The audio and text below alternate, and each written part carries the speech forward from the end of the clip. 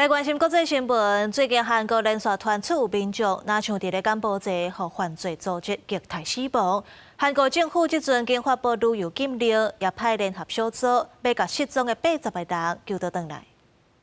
南韩伫即个则传讲，有一个22岁查甫大学生去柬埔寨，做个人就接到勒索的电话，讲伊人伫咧柬埔寨出代志。结果8月初8，互人发现这个查甫学生已经死亡。官方讲死亡原因是遭到酷刑引起心脏麻痹。这个月15，又有一个南韩女子伫咧越南甲柬埔寨边境附近死亡，法医验尸并无发现任何他杀的嫌疑，不过死亡原因不明。南韩外交部15对柬埔寨富高山巴维巴比赛 地区发4级的旅游禁令。 정부의 합동 대응팀을 급파하기로 했습니다.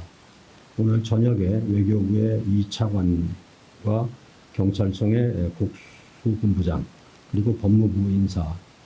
등으로 구성된 정부 합동팀이 출국할 예정입니다. 联合应变团小组将会甲柬埔寨官方协调安怎救80位伫咧柬埔寨失去联络的国民。柬埔寨处理伫咧两边骚动的时阵，羁押的韩国人遣返加调查。柬埔寨内政部也证实，22岁韩国籍的查甫大学生遭受酷刑死亡。检方即马以残忍手段杀人、科技诈欺起诉3个嫌犯，并且通缉共犯。នៅពន្ធនាគារខេត្តកំពត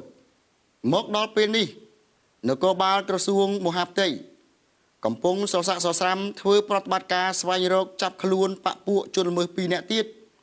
តាមការសម្របសម្រួលនីតិវិធីពីសំណាក់អាជ្ញាធរតុលាការ 南韩讲柬埔寨诈骗活动至少20万的世界各国的人数参加，包括1000外归南韩的公民。民间反诈骗集团希望扩大跨国司法合作加科技阻断，并且讲英国加美国已经起诉东南亚诈骗集团的金主，冻结因的资产，要求维持网络抑个平台业者主动切断园区的连线，唔通帮助犯罪。公司新闻张玉林编写。